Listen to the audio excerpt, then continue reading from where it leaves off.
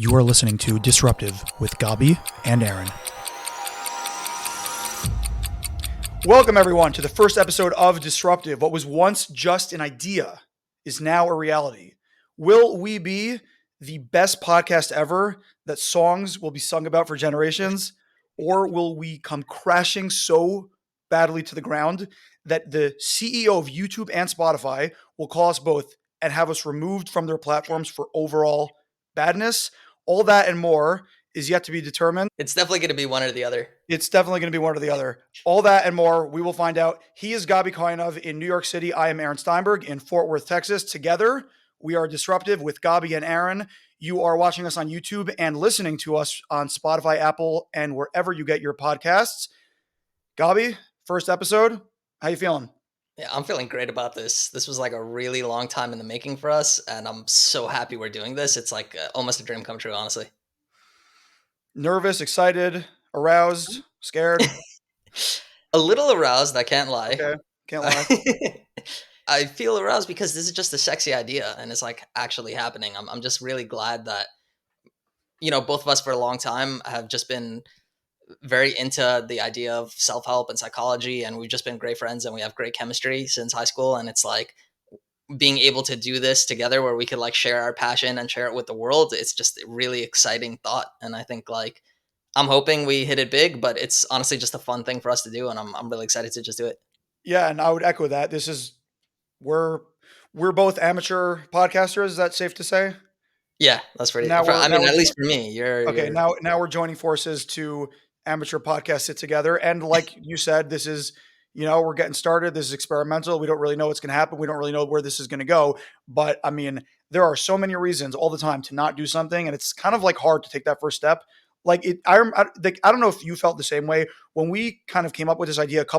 Honestly, it might have been like 3 weeks ago by now. Yeah. We were both very excited when we were talking. You especially were very excited about just the idea. And then we came up with the art and kind of like some ideas about some content and stuff. And it was very exciting. But like some of the other stuff is kind of not exciting. Like, how do we use the software? How do we get it set up? Is the audio good? The kind of stuff that's like annoying that maybe we don't enjoy so much. And that's the kind of stuff that can stop things in their tracks and make things stall because you don't want to do it. And then it's like, it's so much easier to kind of think about it and be like, oh, that's so exciting than to actually do it. Do you feel the same way? Yeah, 100%, man. I know for myself, editing the podcast is the biggest hurdle. I wish I could just get guests and sit down with them and film them and then somebody else edits them. That would be like amazing. Unfortunately, podcasting, perhaps as opposed to popular belief, does not pay very well. Yeah, no, it's true. But I will be honest though, I think in the beginning at least, you should edit because there are things that you do when you podcast and when you talk that you realize, oh my God, why do I say that one thing so much? It sounds weird. You cut out you cut out saying like all the time, you cut out these random things that you hear yourself. And if somebody else was editing it, you wouldn't do it the same way. Like you wouldn't get that growth of being just a better communicator. So I agree, but also this is where we have some disagreement because you are very into the editing and making it as perfect as possible with the content that you generate. For me, I'm like more into over time. I'll stop saying just because there's no reason to, but It's honestly, I don't know if there's a name for this phenomenon, but there is something happens when you hit record that your brain just turns into marshmallows. Do you know what I mean? I'm telling you, yeah, I know the exact phenomenon you're talking about. Nobody talks about it, but it's hilarious. It's a real phenomenon. We each of us have a personal podcast. I recorded an episode yesterday and I said, Merry Christmas and Happy Holidays. The word holidays, I said something like holiday. I said it very weird. I'm like, why did I say it like that? Right. And it's a weird thing when you're being recorded that you have to just get used to it because it's a strange feeling. It is extremely strange. But so I agree with you. I think over time you will get better. But what editing does when you listen back to it, it just brings those things that you need to improve to your awareness. So meaning, yes, you will get better over time, but through doing your own editing, it happens faster. And honestly, it's so annoying. It's so annoying. And then it'll also help you appreciate like what other people do, Yeah, and I'm obviously the Joe Rogan and that crowd are not editing their own podcasts, but as they say, Rome is not built in a day, and neither is Disruptive with Gabi and Aaron. So this is our first episode. We got a lot of good ideas for future episodes. today we're going to give a general introduction about what this is about. And both of us, young adults, were almost exactly 1 year apart, although we do live pretty different lives. Gabi married, me single, ready to mingle. We live in different sides of the country, different jobs. I'm an actuary. Gabi is an aspiring therapist and life coach. And, we are different, but we are very close friends. And we're here to bring diverse perspectives to the table. We're here to keep it real. And what personally, like, what I'm very into is being frank and candid when other people are being sound nicey and aloof. And a good example of this, and I don't know, this just occurred to me, I'm just going to say it, is that when we're talking about male female attraction, this is literally one of the most random thing, but I think this underscores this idea, is that if I say that the first thing that occurs to me when I see a girl is her appearance and what she looks like, and only after that do I get to know her personality, that sounds a little bit trashy to some people. It's like, oh, are you so superficial? Well, it's like, listen, I didn't create my nature. I didn't create the nature of men. That's how I think it works. If we're being honest, if we want to sound good, it's like, oh, yeah, it's a factor, but it's not, the first thing I see. But you know what? It is. And you know what? If I was God, maybe I wouldn't make things that way, but that's the way it is. So just like that, we're going to be honest. We're going to be candid. We're going to disagree a lot. And that's where the fun happens. I'm so excited, man. I'm so excited. The first thing that I'll disagree with you on is you said aspiring therapist. I am a therapist. How dare me? Yeah. I, Yeah, you but I know, love how I, you're I might just, should I just sit the rest of this one out? doing. You just got Yeah, your man. license, right? I'm about to get my like this week, bro. I've been Okay. waiting for so long to get this license. Okay. So I was still kind of correct. No, well, I'm still a therapist. I just don't have my license yet. Okay. Right. I'm getting my license though, Mm. hopefully this week. But whatever, that's besides the point. Tell me about actuarial stuff and why you think you have the right to talk about self-help and mental health when you're an actuary. Mm. Very good question. So I guess I'll start with saying that I don't think you need to be an expert in something to have an opinion on it. It's like people think that, oh, if you have a PhD in psychology, or if you have a PhD in history, or if you have a PhD in, I don't know, Northeastern languages, then you can give an opinion about that. And the truth is, like, if you have more education, you might have a better opinion or a more developed opinion than someone who never thought about it. But like the thing is that at the end of the day, I don't need to read the DSM. I don't need to read psychology textbooks, even though it would be insightful for me to do that. Mhm. But like everyone else out there, like both of us, like people listening and watching, life is challenging. And we're both obviously going through that and experiencing it firsthand and trying to figure out what works, the right mindsets to have, the right habits to have, the habits that we want to change, what's okay, what's bad, what we can let ourselves get away with, what we should push hard against. And this stuff is very difficult, So it's like you can read and you can educate yourself, and you should, but it's like, I don't know, if I notice for myself that, well, when I go to the gym in the morning, I feel better. And if I go in the afternoon, I kind of feel worse, then why can't I talk about that? Of course, man. Yeah, I think that's exactly right. And I feel like that's gonna capture a lot of like our vibe of we're just being candid and honest and open about our life experiences and figuring things out together. And we're best friends and we're talking about it and turning it into something that hopefully the world can enjoy too and get value out of, very importantly. So yeah, same thing. I feel like even as a therapist, I'm gonna say a lot of things that have nothing to do with me being a quote unquote professional. It's just my opinion, you know? Although you just did foreshadow many instances in which you will tell me that I'm wrong because I'm not a therapist and an expert. So Possibly. I'm not like that. I like listening to other people's ideas. no, I'm Yeah. just messing with you. I know. I know. Yeah. I mean, I feel like both of us, I guess we have this in common. I think we're both pretty open minded. I know that's a kind of like a fluff word. I don't love that word because everyone's like, oh, yeah, I'm open minded. It's kind of like Yeah. it's easy to say that. Right. And the truth is, Yeah. perhaps for some things we're not. I think we're both pretty reasonable. I like that word a little better. It's like Yeah. I might consider myself conservative minded overall, but I think I'm like reasonable to hear the opposition and even Right. agree with parts of it, even if I don't agree with the entire thing. Interesting. That's cool. Yeah. I feel like once you're saying that, I would say I would consider myself a centrist. I find myself sometimes leaning to the left, sometimes leaning to the right, but it's just, yeah. I would say I'm definitely open to hearing ideas of all sides. And reasonable is also a funny word that you use because it's the same thing like open minded. Nobody wants to say that they're unreasonable. Everyone in the Mhm. world thinks they're reasonable. It's kind of like how everyone is smarter than average. Yeah, That way you came up with that. I forgot yeah. why. We Yeah. we talked about that in my first episode of the podcast. Yeah, that About was it. Yeah. yeah, yeah. And I mean, so what I don't know, what topics do you think we will What do you have on the docket for future episodes? What ideas do you have?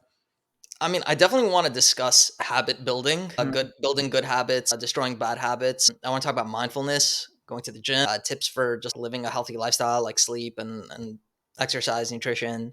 And obviously, we're not an expert in any of these things. We're just like hobbyists. I want to talk about books and relationships, long term relationships, friendships, very importantly, um, and boundary building. Boundary building Mm. is like a really good episode I want to talk about.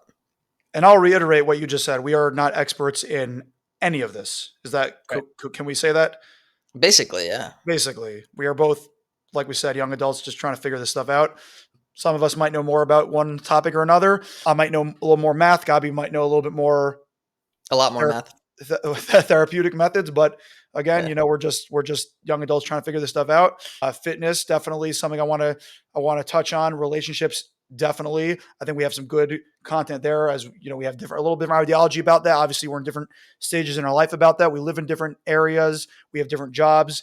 And Yeah. money, another thing I want to talk about. Mindsets. I feel like the proper mindset to adopt when you were going about any task that you're doing, like what should be what self-talk you want to have, what mindset you want to have. I feel like that's stuff that I'm figuring out. I think you're figuring out, and Right. we're going to figure it out together.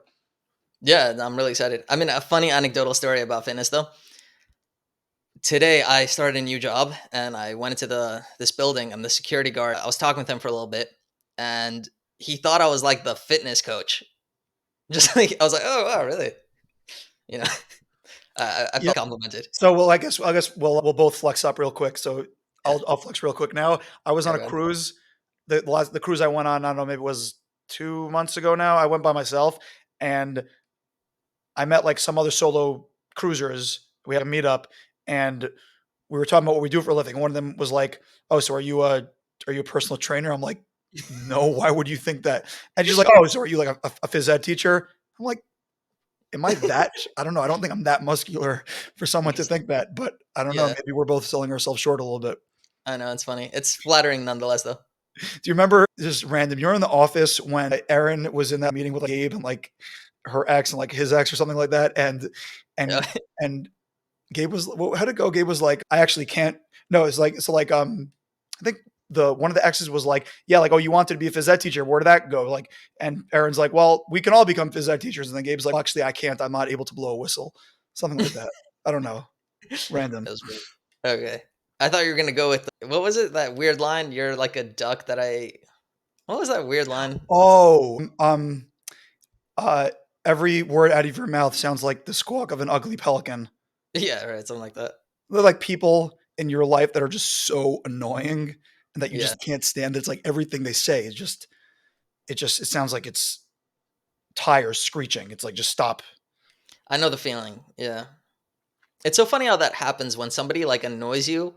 You pick on the worst like aspects of their voice and the worst facial features or features of their body. Like that's what you see. It just gets completely exaggerated.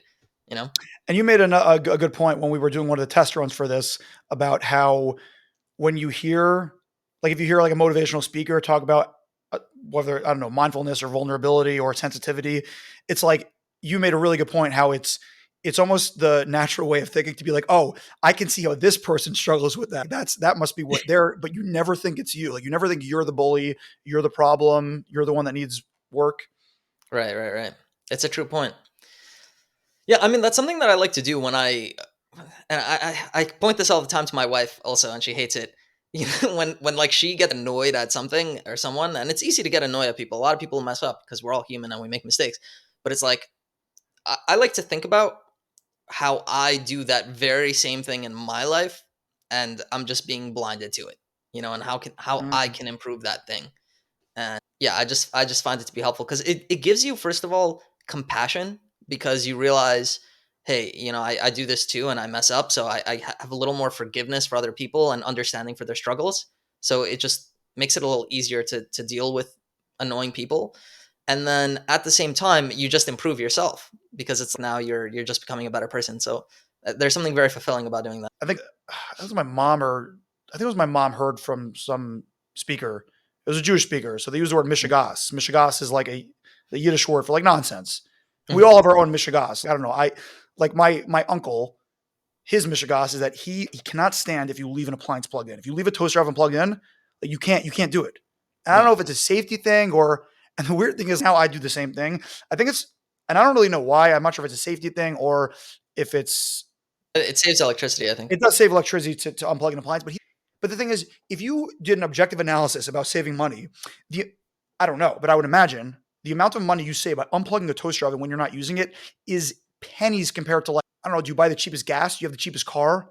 Do you have do you compare prices when you hire a landscaper, or do you just go with who you know what I mean? So it's like, but like that's his thing. And so it's easy to like look at someone and be like, oh, that's so nonsensical how they do that.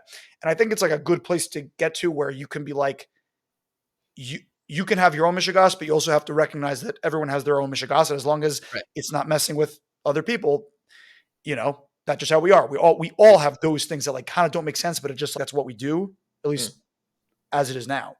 Mm-hmm. Yeah, no, that makes a lot of sense. Yeah.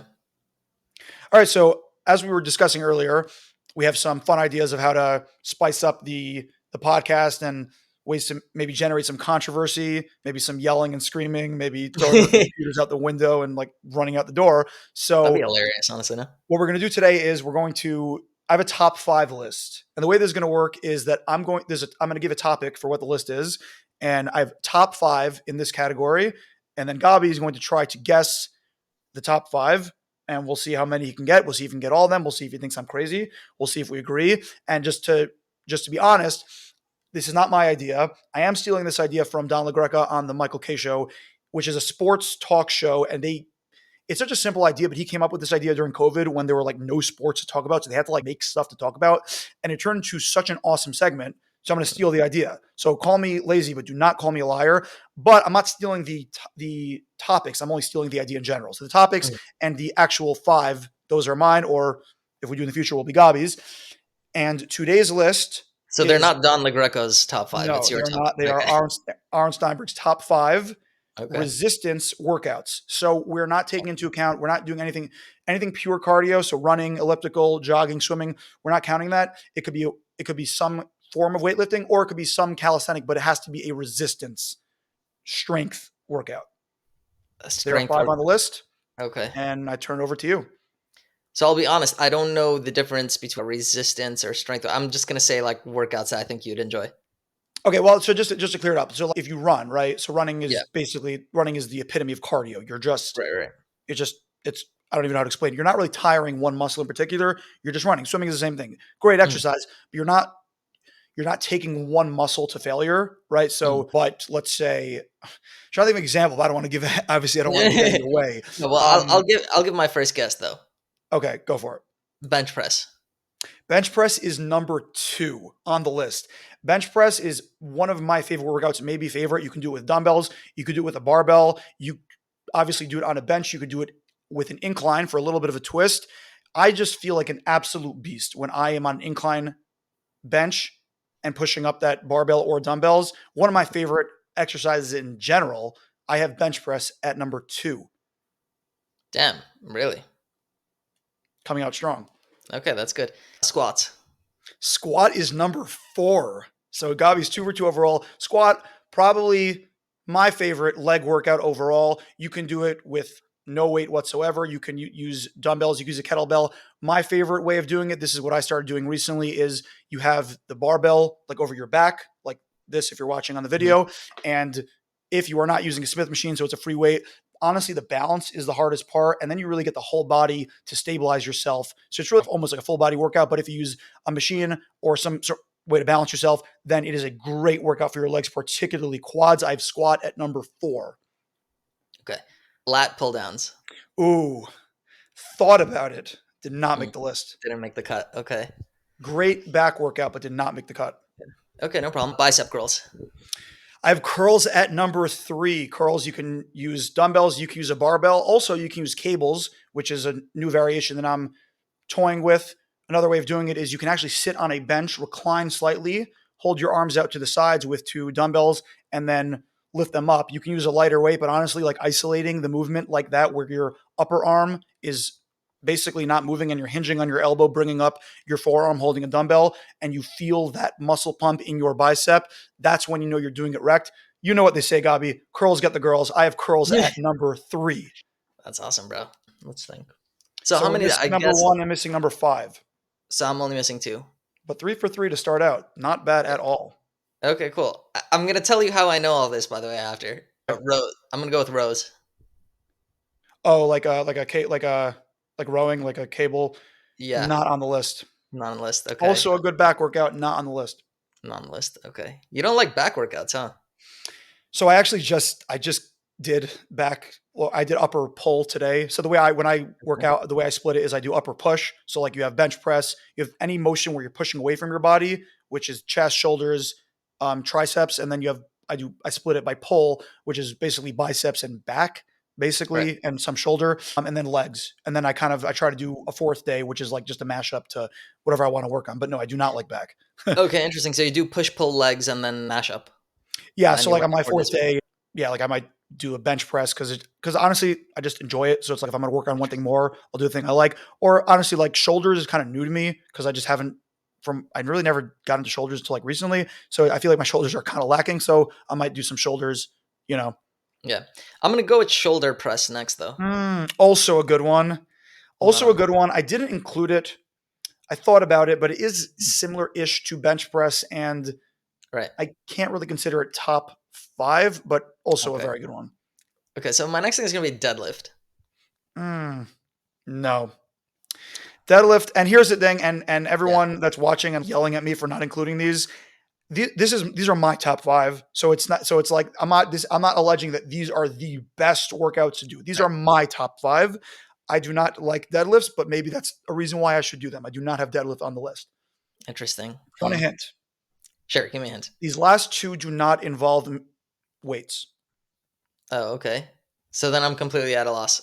So meaning again, like running or elliptical, right? Okay. You're not working out any muscle really. You wouldn't really call it a Right. strength workout. It's just cardio. So these workouts you do not need. Well, so one I got Do one of them you don't need. calisthenics count? Yeah, calisthenics count. Yeah, Okay. So push-ups. push up is number 1. Push up, That's awesome. one of the oldest exercises Yeah. in the book. As David Goggins says, if you have a floor, then you can do push ups. Get on the floor and do some push ups today if you haven't already. I have push ups at number 1. That's awesome. And then pull-ups. Pull up is number 5. And this was like Okay. one of the fringe ones because on the one hand, I felt conflicted because it's like a pull up Yeah. is such an integral exercise, arms, back, like the whole thing, that Yeah. it's almost like, how could it be number 5? It really almost should be number 1 or 2. But I was also like, I don't want to include it at all because I hate pull ups. They're just, they're, they're so hard. And anytime I try to do Yeah. them I usually don't do them at all. But if I ever try to throw it in at the end of my pull day at the end, I'm just so tired that I could basically do none. Their I pull ups see. are hard, but man, are they should be a mainstay really in mine and anyone's routine. Just that you don't need a machine, obviously, just a bar, pulling yourself up, getting the back and arms involved. Pull up is number 5. So going in order, pull up is 5, squat is 4, curl I have at 3, bench press at 2, and push up at number 1. Those are my top 5 I resistance love that. workouts. Okay, cool. I'll tell you how I guessed this. By the way, I would have guessed push-ups and pull-ups earlier if I knew that it was calisthenics. I thought it was just weights. Okay, That's so my I tried to throw yeah. it. I don't know if I said the word calisthenic. I guess I could have been more clear. I was just trying to Right, exclude anything pure cardio, but I hear what right, you're saying. You right. thought I meant just weights. Okay, cool. So I'll tell you how I guessed it because all the workouts that I guessed are just large muscle groups that Mm, are a lot of fun because you can do like heavy workouts and it's very fulfilling. You get that pump after from that like large muscle group in your body, like bench press, lat pull downs. You're working out your whole lats, which is a huge area, squats, the like those quads. You get that workout pump. So that's why I guessed those. I thought it was like just the easy guesses. I mean, yes, but hey, listen, there are a lot of weightlifting workouts out there, so give yourself some credit. I mean, Right. you need a hint. Well, I guess due to my not great description, but you did get all 5, so Yeah. that happened today. But in the future, these may very well be harder. So give yourself a pat on the back. You got 5, all 5. Nice Thanks, job. bro. Thank you. I'm patting myself there. Yeah, I mean, personally, with my workout routine, I do push one day and push. I only use machines. I used to do Mm, weights all the time, but I started only doing machines because you're less likely to injure yourself. So I kind of hurt myself on a bench press one time, and I couldn't work out for like 3 weeks because I hurt my shoulder. And so whatever, so I do the machines and I do push one day, which I do chest press, chest flies, and then what's it called, tricep extensions. mhm. and I'm forgetting. I do one more thing. Shoulder. Oh, and shoulder press. Yes, thank you. Mm, And shoulder yeah. press. And then I do abs. I do crunches and Russian twists with weights. And then the next day I do pull. So I do pull ups, and then I do reverse flies or rows, Rear whatever they're delt called. with the machine. Yeah, Yeah, I yeah, with just the did those machine, today. Yeah, those are great. rear delts. And then I do bicep curls and trap raises. And then I want to add doing rows as well, but I haven't done that yet. And then I do a plank for a minute and a half, but I do like side to side planks. Mm. And so that's what I do. And every day I do abs, and I used to bike to work. So I used to skip leg day and cardio because I would bike every day. But whatever, it's kind of like a long rant. So But yeah, abs, workout. like I try to throw in abs at the end, like twice a week or 3 times a week. What I'm doing now, the only ab workout I do is I don't know what it's called. You're kind of like on your knees. You have this cable above you, and you're holding it with 2 hands, and you're hinging on your like midsection, like between like your hips and your chest, and you're basically like lowering you're on your knees, right? And you're basically like lowering your face to almost like Right. touch your crotch. That's what it looks like. But you're using your abs to get your head that low. It looks very weird, Mm, but my understanding right now is that the resistance workouts are like the best for building muscle. So like a plank is a great workout for strength, but it might be take a little more time for a plank to actually get the muscle to show. This is again, I'm not. This isn't like my experience. This is like what I'm just regurgitating from people that know more than me, or mm, at least their school of thought. So like here, right. it's a movement. It's obviously using weight.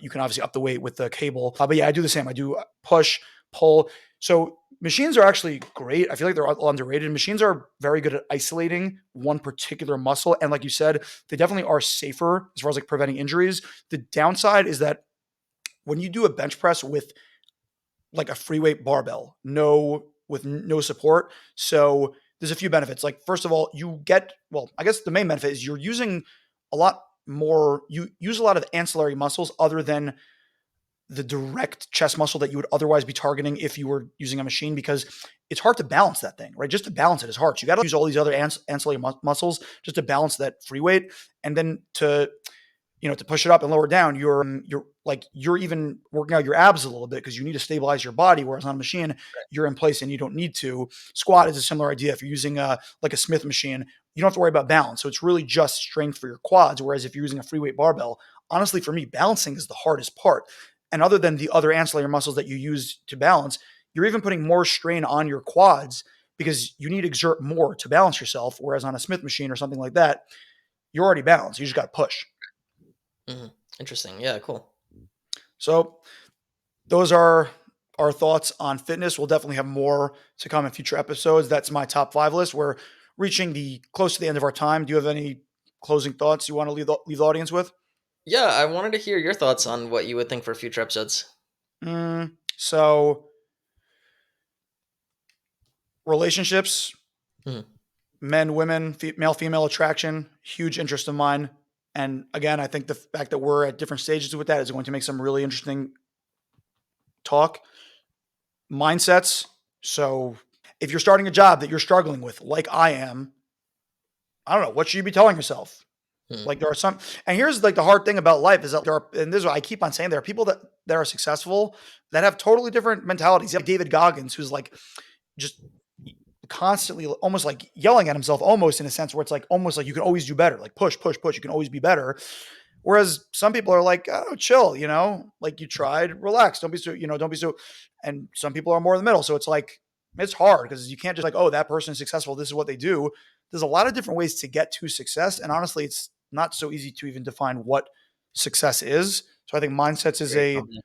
Yeah, is a really interesting idea. I think discussing self-help books and our takes on them and on different points that we get there and fun, making friends, adulting. Like, hey, we're both, we're 26, 27. So this decade is extremely powerful. The amount of change that we both undergo, and I feel like I'm changing at a very rapid rate. I'm sure you are too. And there, younger people out there listening, kind of trying to figure this stuff out too. So we just want to lend a friendly, candid, not I wouldn't even call it advice, just like approach and just a voice to listen to of reasonableness, good humored, and just keeping it real. absolutely. I love that. We'll say this about adulting though. We are the adults. It's like this generation right now, like you're in your 20s, like you're 18, guess what? You're an adult now, And that doesn't mean you can't have fun, that doesn't mean you can't live, that doesn't mean you can't experiment with life and figure it out because guess what? Nobody knows what the heck is going on. There's not a Mm. single person that knows what is happening in life. Like we're all figuring it out together. Some people have found these sweet spots where they've been successful and they found happiness and things have worked well. Many of those things that they've done, many of those strategies and moves that they made will also work for you, and many of them just frankly will not.